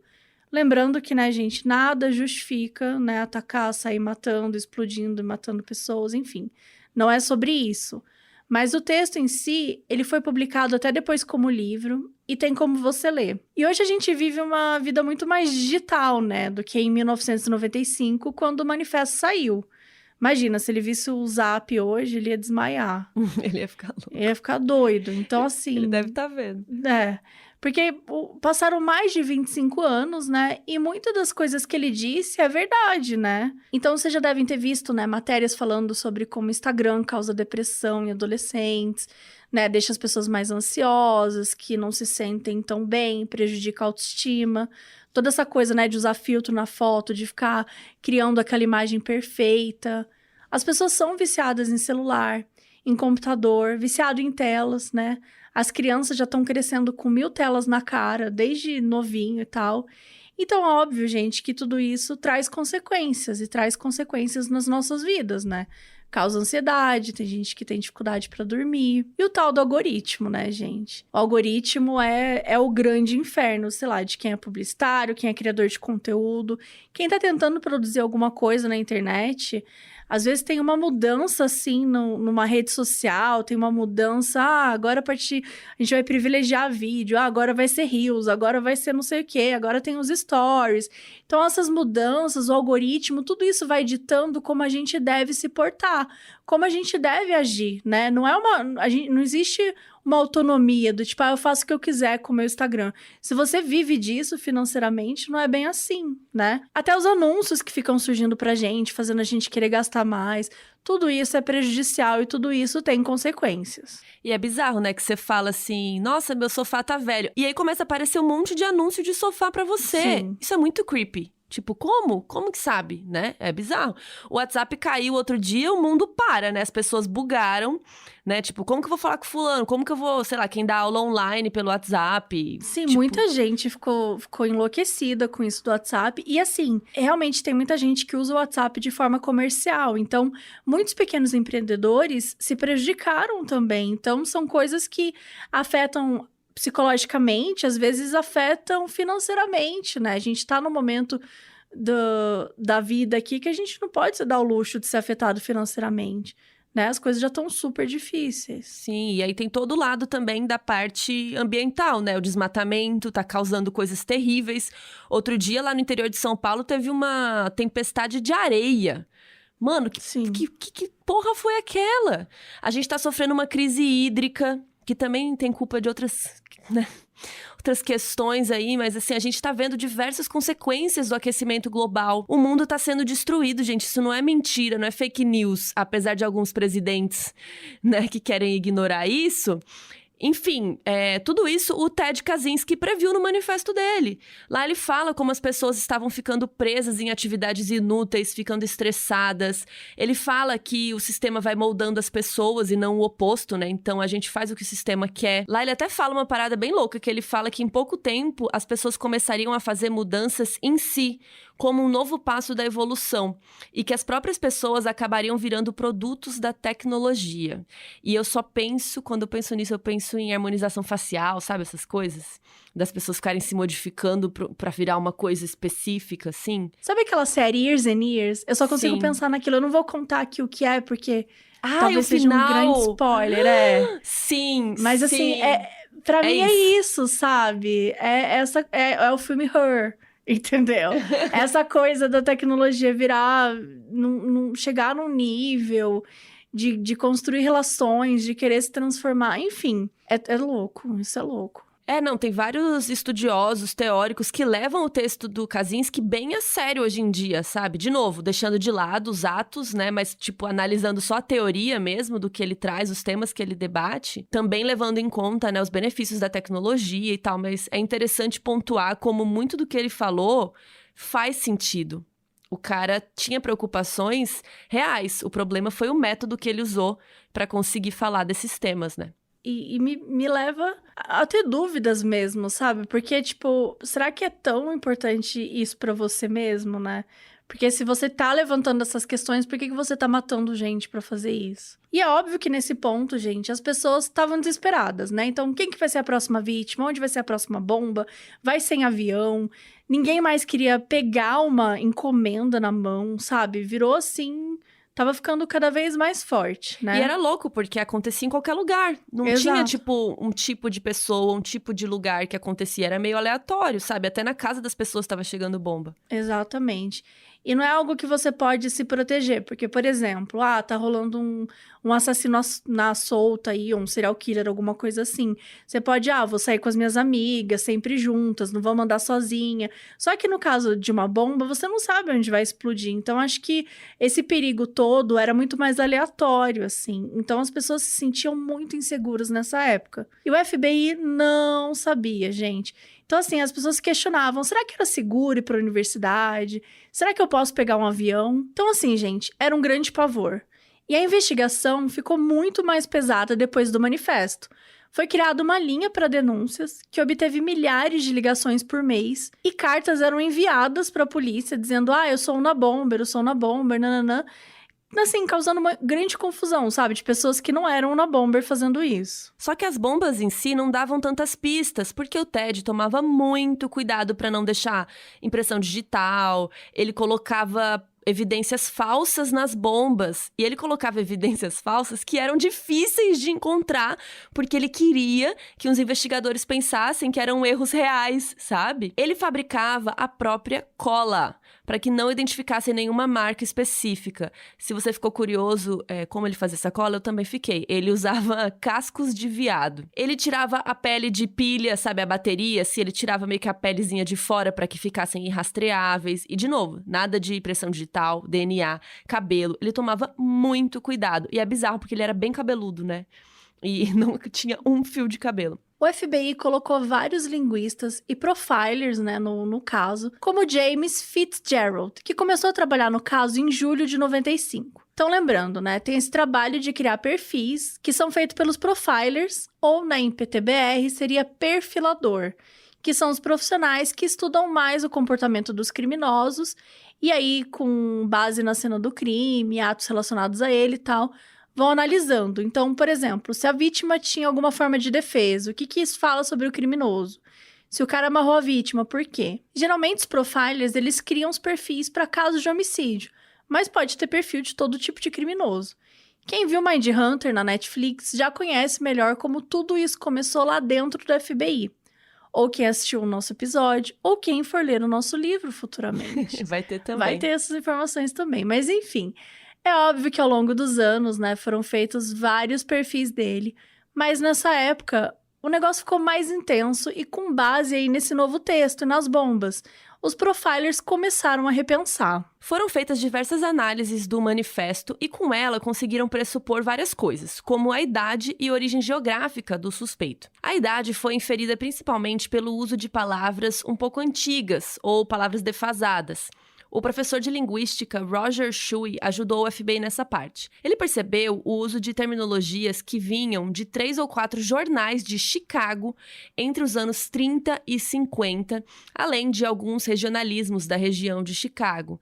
Gente, isso é muito específico. Como que o cara achou isso, sabe? Esse é um trabalho muito dedicado. Lembrando que as 4 primeiras bombas ou foram colocadas em Chicago ou enviadas de Chicago. Então, boa notícia, né? Que o cara percebeu essa conexão aí. Eles acreditavam que o suspeito havia sido criado em Chicago e depois devia ter morado nas regiões de São Francisco e Salt Lake City, lá no estado de Utah. E metade disso estava certo, porque o Ted realmente foi criado em Chicago. E ele estudou na Universidade da Califórnia, Berkeley, por um tempo, né? Que São Francisco realmente fica perto. Mas ele nunca morou no estado de Utah. Ele só ia lá deixar as bombas e voltava para Lincoln, em Montana. Mas, em defesa do FBI, né? Ele mandou essas bombas de Utah. Então, fazia sentido eles pensarem mais ou menos nisso. E outro ponto interessante foi para determinar mais ou menos a idade do suspeito. Como as primeiras bombas estavam em universidades, alguns profilers pensaram, né, que na época daquelas bombas, ele podia ser um estudante. Então, seria alguém jovem, né, entre 18 e 23 anos, só que eles erraram que o Ted já tinha 36 anos na época da primeira bomba. Mas quando o profiler Fitzgerald ficou analisando lá o texto 1000 vezes, ele notou o uso de algumas palavras e gírias antigas demais para 1995. Então, eles começaram a trabalhar com a hipótese de que ele deveria ser mais velho. Até pelo formato do texto, que tem uns números assim, sabe? Não é um texto corrido. É tipo uma tese dos anos 50 ou 60. Ele escrevia bem, fazia o uso correto da gramática, né? Então não tinha erros assim no texto. E eles procuravam principalmente um homem, mas também investigaram mulheres.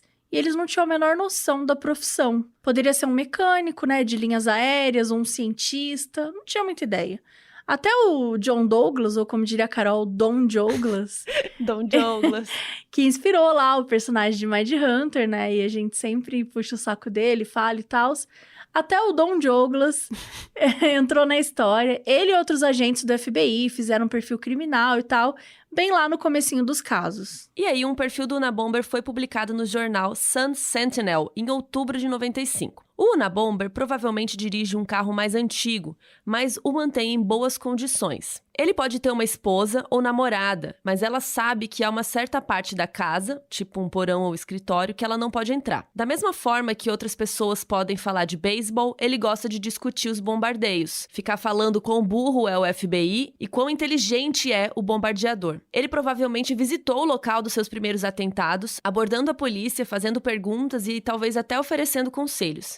Ele pode ter feito alguma viagem nesse verão e ele vai matar novamente.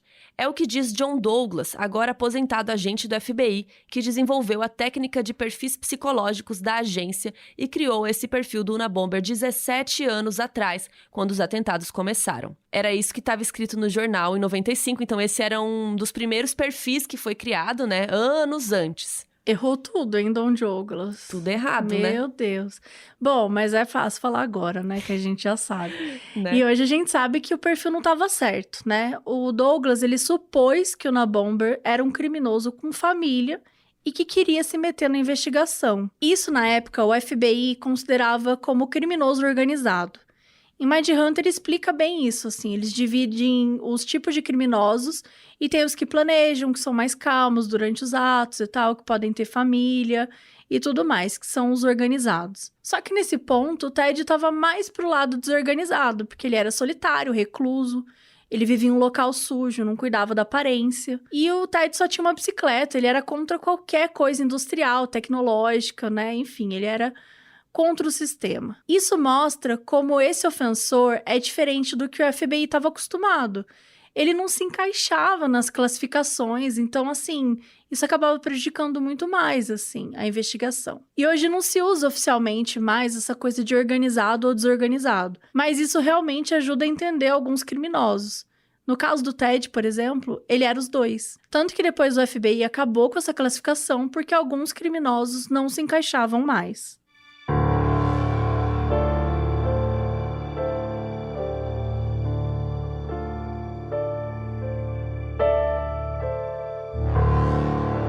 Até que um dia, a informação certa apareceu. David Kaczynski disse que o seu irmão poderia ser a pessoa que o FBI estava procurando.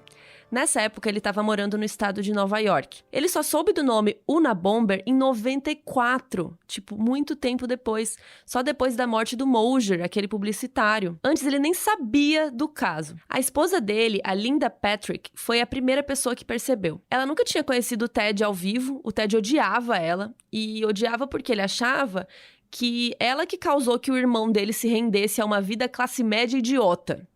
Palavras dele. O Ted nem foi no casamento deles, ele escreveu uma carta super pesada, falou que nunca mais ia falar com o David. Nessa época ele já nem conversava com a mãe deles mais, assim. E a Linda fala que, como ela não sentia nada pelo Ted, foi muito mais fácil pra ela observar as coisas, né? Ver o que ninguém tava vendo. E aí, praticamente todo dia começou a sair notícia do Unabomber, um monte de coisa, pessoas morrendo, né?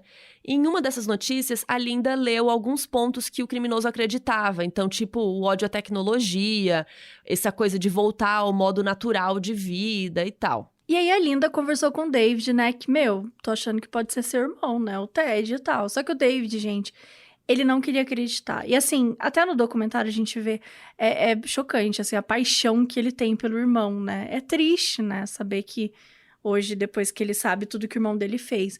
Mas ele realmente amava muito o irmão dele. Então, assim, ele estava em estado de negação. Ele não queria acreditar, ninguém quer acreditar nisso, né? Que tem um irmão que possa causar tanto mal, assim, matar pessoas e tal. E aí, quando o manifesto do Unabomber foi publicado, a Linda ficou ainda mais chocada e chamou o David.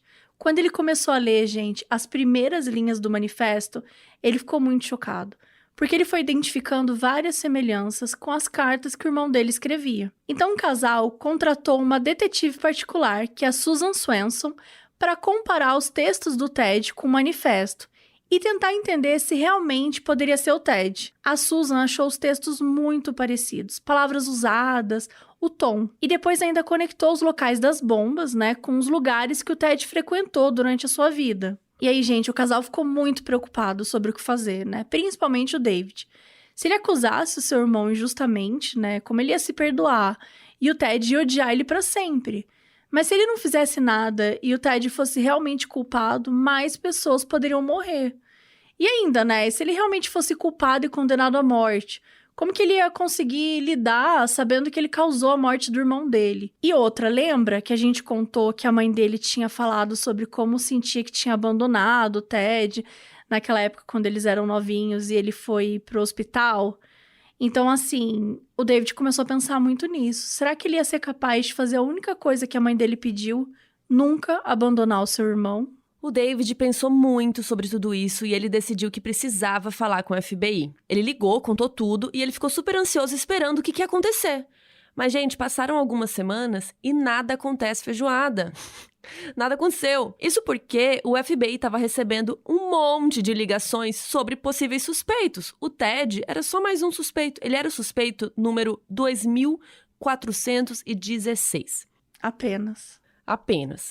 Só que a mãe dos dois, a dona Wanda, ela ficou doente. E aí o David foi até Chicago ficar com ela. Quando estava na casa dela, ele encontrou um manuscrito de 23 páginas que era muito parecido com o manifesto. Parecia até um resumo. Então, o David falou, cara, Paulista, olha, gente, meu Deus, tô cansada já, deve ser isso. Então, David decidiu ligar de novo pro FBI. Finalmente, compararam o manifesto com esse manuscrito. O profiler lá, o Fitzgerald, disse que ele recebeu um fax, que era tipo uma xerox, sabe, desse manuscrito, só que ele falou assim, que é como se tivessem xerocado já 6 vezes. Era a 6ª cópia, então, como se você tivesse tirado o xerox da xerox. Aí, tipo, vai perdendo a qualidade. Mas ele falou que conseguiu ler, e ele leu as 23 páginas, e ele falou, que bizarro. O texto usava muitos dos mesmos termos, palavras, toda a linguagem era muito parecida ou igual. Até a ordem dos temas debatidos era a mesma. O Fitzgerald ligou pro chefe dele no FBI e falou, olha, ou alguém fez um plágio do manifesto, né? Pegou uma máquina de escrever velha, um papel velho e fez isso aí. Ou achamos o nosso cara. Gente, impactante. E uma das coisas que ficou famosa nessa análise, até o irmão do Ted, né, notou, o David, foi uma frase que ele fala de comer bolo, gente. Sim, bolo de farinha, de chocolate, sei lá, bolo. Tem uma frase que é tipo um ditado popular, né, americano, que fala o seguinte: You can't have your cake and eat it too. Que seria, você não pode ter o seu bolo e comer ele também. Faz sentido? Meio assim, você não pode ter tudo na vida, você tem que fazer escolhas, né, gente? Escolher as batalhas. Então, aqui no Brasil, seria algo do tipo, você não pode fazer omelete sem quebrar os ovos, né? Ou você tem omelete, ou você tem um ovo intacto. Eu descobri que na França tem um maravilhoso, que é tipo, é bem literal, é assim, você não pode ter a manteiga e o dinheiro pra comprar a manteiga. Porque, né, se você gastou pra comprar, você não tem mais o dinheiro. Na Itália tem um que é mais minha cara, amiga, acho que você vai gostar desse. Você não pode ter um barril de vinho cheio e a sua esposa bêbada ao mesmo tempo. Maravilhoso. Porque o barril vai ficar vazio, né? Porque eu vou estar louca bêbada. Bom, até aí tudo bem, mas assim, o que isso tem a ver com a Bomber, né? Vocês podem estar perguntando agora. Porque no manifesto do Ted tinha uma frase bem assim: sobre as consequências negativas de eliminar a sociedade industrial. Bom, você não pode comer o bolo e ter ele também. Ou seja, ele estava falando que eliminar a indústria, a tecnologia, tudo que ele odiava, obviamente tudo isso teria consequências, mas não se pode ter tudo na vida. Daí o que importa sobre o bolo? Presta atenção, gente, ele usou comer antes de ter o bolo. E a frase falada assim faz muito mais sentido, porque fica, você não pode comer o bolo e depois que você comeu querer ter um bolo, porque aí o bolo já foi comido, entendeu? Só que lá nos Estados Unidos todo mundo falava a frase ao contrário, você não pode ter o bolo e comê-lo também, o comer vindo depois. Então o que rolou? Quando o Fitzgerald notou esse detalhe, ele viu que em cartas antigas do Ted para a mãe dele, ele usava a frase nessa ordem: comer o bolo antes, ao contrário do resto dos Estados Unidos inteiro. Então, essa frase do bolo também ajudou a identificar o Ted. Ou seja, se alguém quiser passar por mim, é só escrever até aí, tudo bem. Mas e agora pronto. Já tá muito divulgado, amiga. Já Não vai dar, já perdeu. Né? Isso é muito interessante, porque às vezes pra gente passa batido. Mas isso é o tipo de coisa que ajuda, que às vezes você não tem uma digital, mas você tem isso que é muito forte também. É, se alguém vê alguém falando vote, vai saber, é de Cuiabá, dos anos 90. O que significa isso? Vote é tipo, oxi, bah, sabe? Nossa, tipo, bah, vote, nunca ouvi falar. Tipo, vote, Mabê, já gravamos 3 horas de podcast hoje, vote. Enfim, gente, e detalhe, o melhor de tudo, que depois de tudo isso perceberam que o jeito correto de falar essa frase é do jeito do Ted, porque é o jeito que se falava tradicionalmente no inglês antigo. Mas depois, na boca do povo, né, foi mudando, língua, né, gente? Foi mudando e foi sendo falado errado, entre aspas. Então, o certo é, você não pode comer o bolo e tê-lo também. You can't eat your cake and have it too. O Ted estava certo. Enfim, finalmente foi determinado então que muito provavelmente os 2 textos eram do mesmo autor e começaram a considerar que o Ted Kaczynski poderia ser o Unabomber.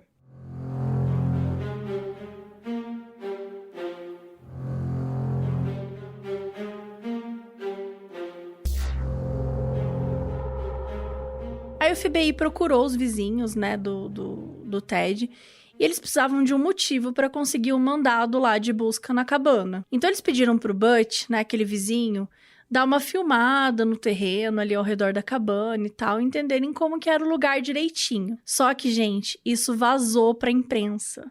Um canal na TV, a CBS, avisou que já estava sabendo que eles tinham um suspeito. Isso deixou o FBI preocupado. Não podiam demorar muito mais para agir, né? Senão o suspeito ia acabar sabendo e fugir. Então o FBI se preparou.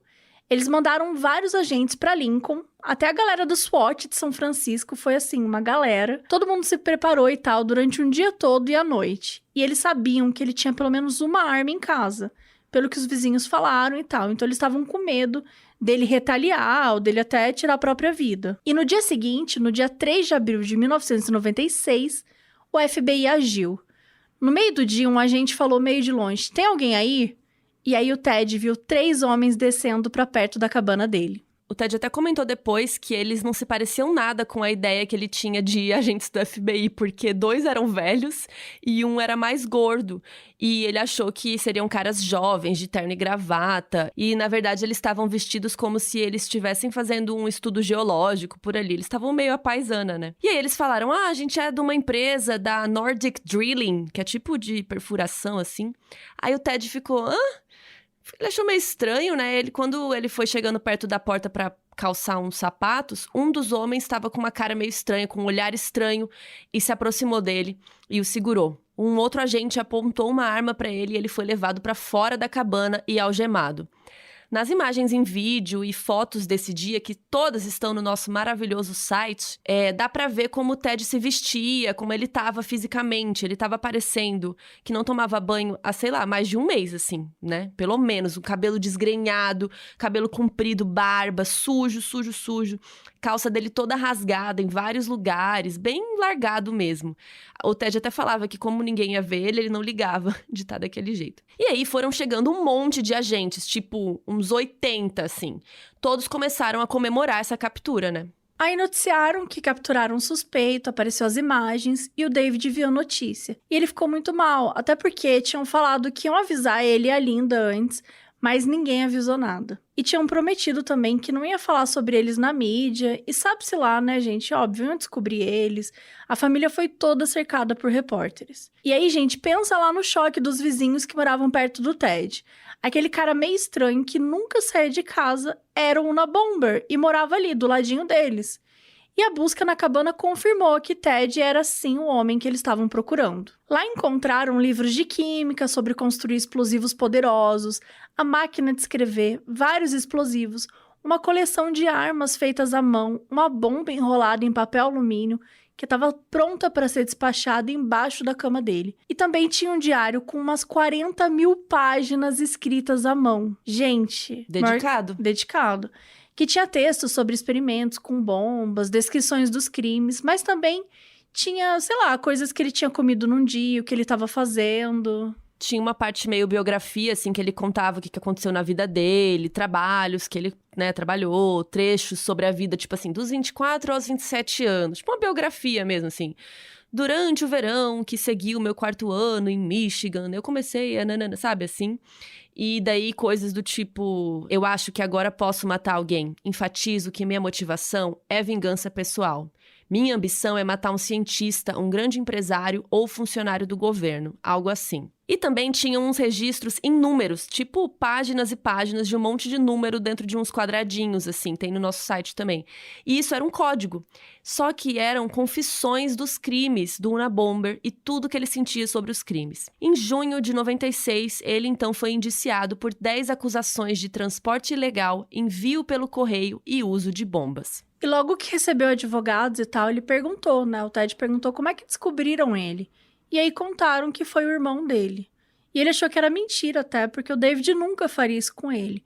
Só que depois, quando ele foi entendendo que era verdade, ele cortou relações para sempre com a família dele. E os advogados dele, que eram comandados, né, pela dupla de defensores públicos federais, que eram Michael Donahoe e Judy Clark, quiseram usar a estratégia de insanidade, né, para escapar da pena de morte. Queriam até usar a aparência dele como parte disso, que ele tinha sido um professor de matemática bem-sucedido e bonito e tal, e depois ficou daquele jeito, todo largado e sujo. O que o Ted recusou. Se ele fosse declarado insano, todo o trabalho dele, né, entre aspas, seria jogado no lixo. Tudo que ele falou, o manifesto, as ideias, nada serviriam para nada. Então queriam trazer de volta aqueles experimentos que ele viveu em Harvard, falando que ele ficou doido com aquilo tudo. E, cara, aqueles experimentos realmente...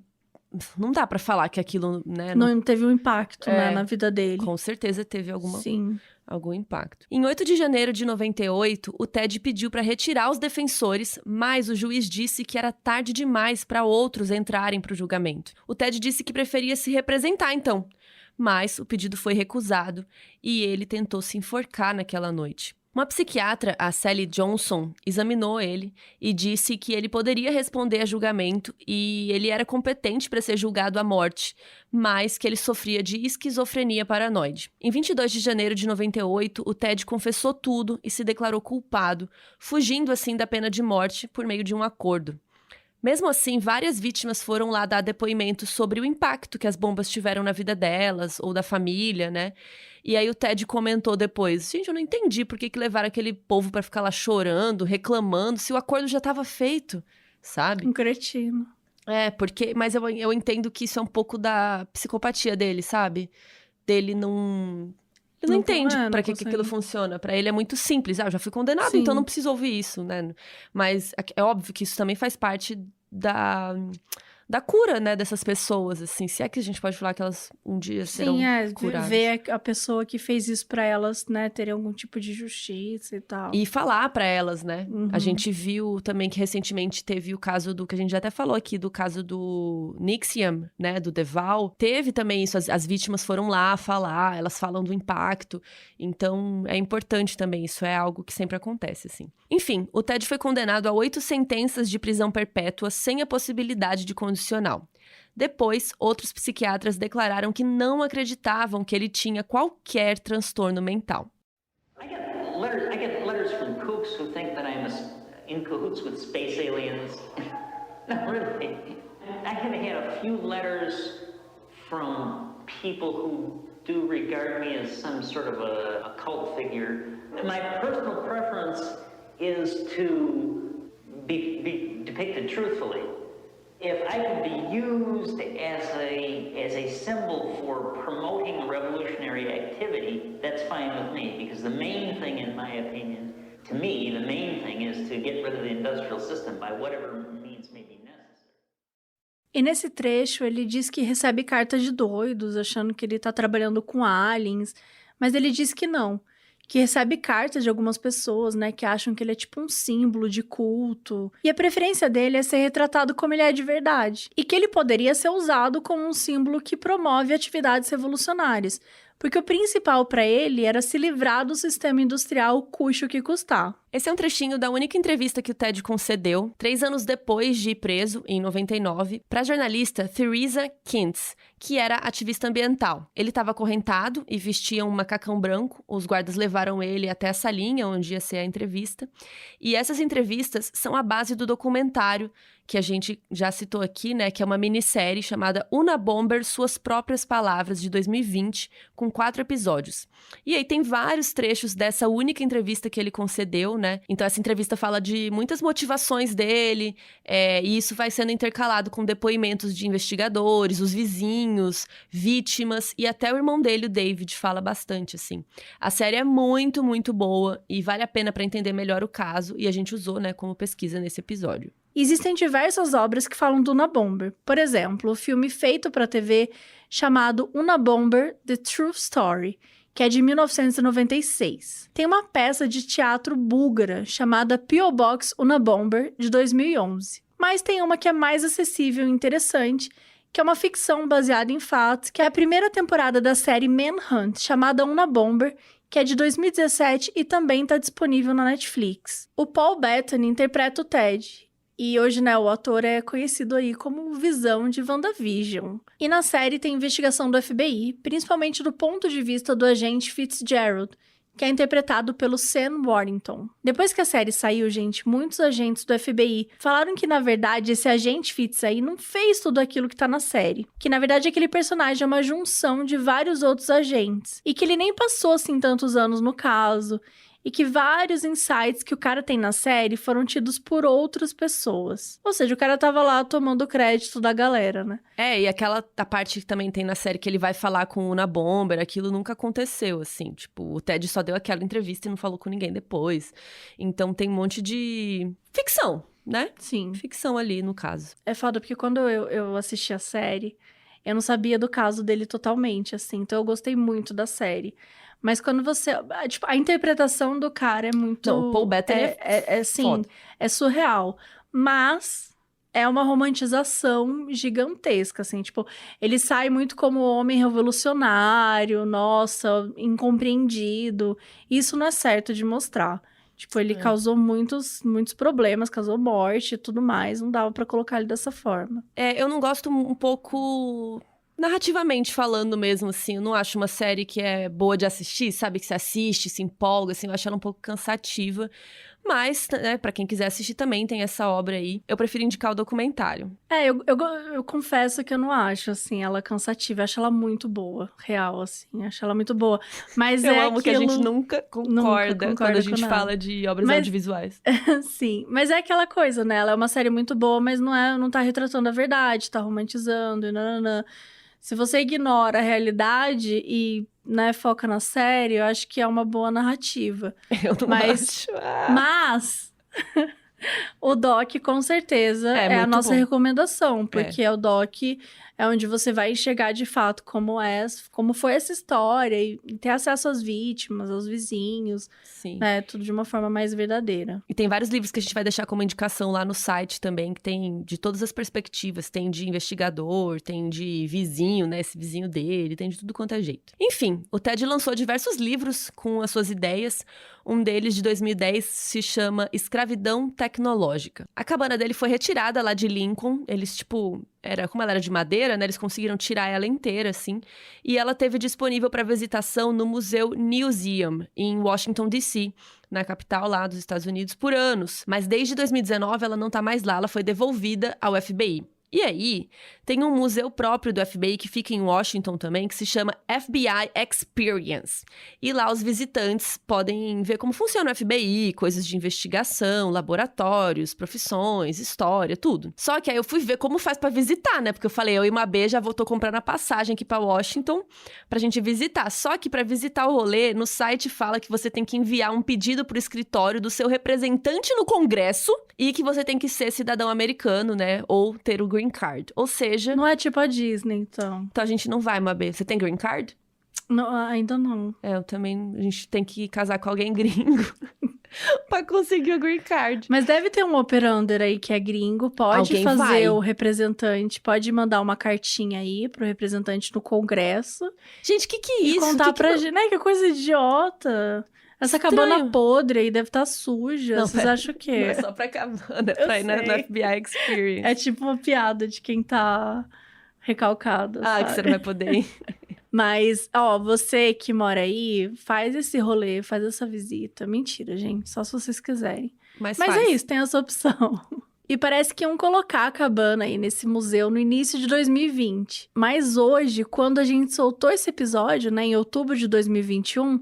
o museu do FBI tá fechado por causa da pandemia. Então a gente não conseguiu descobrir se a cabana tá lá ou se iam colocar e por causa da pandemia adiaram e tal. E, gente, tem uma curiosidade que tem um ator e diretor de cinema chamado John Waters. Você já deve ter visto a cara dele também, vou deixar no site também. Que ele é bem famosinho, ele dirigiu Pink Flamingos, que é um filme bem legal. Enfim, o velho tem uma casinha de passarinho, que é tipo uma réplica da cabine do Ted. Tipo, uma mini cabininha, assim, pra passarinho. Enfim, trivia pra vocês. Esse ano, gente, em 2021, aos 78 anos de idade, o Ted ainda se encontra encarcerado em uma prisão Supermax em Florence, no Colorado. Uma penitenciária que é considerada para os piores entre os piores criminosos americanos, né, que oferecem risco nacional. E os presidiários, eles ficam praticamente o tempo todo em isolamento, inclusive uns dos outros. Então tem pouquíssima oportunidade de recreação. Ao longo de quase 20 anos, o serial killer Ted Kaczynski causou a morte de 3 pessoas, feriu 23, gerando a investigação mais cara da história do FBI, gastando em torno de 50 milhões de dólares.